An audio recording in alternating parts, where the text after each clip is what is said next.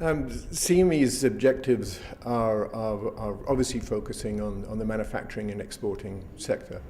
And so it's really important for people to understand how significant exporting and manufacturing is in this province. It's the biggest economic footprint as a sector in the province. The manufacturing sector has, in the case of the last recession in Canada, as well as places like Germany and the UK, have led those countries out of recession. So unfortunately, some people see manufacturing as a dying sector with the jobs going abroad, but in fact it's quite the reverse.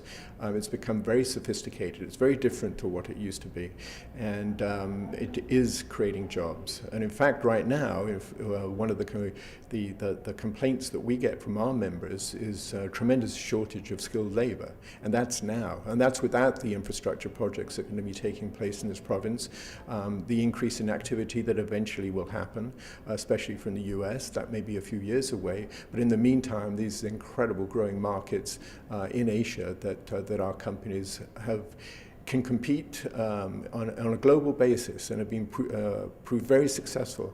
And that's another thing about these BC Export Awards, is to be able to show how successful we have been and highlighting those companies that have been successful in those markets. So we can compete on a global basis. We are competing on a global basis, and CME wants to help our industry sector to be even more successful and create even more jobs.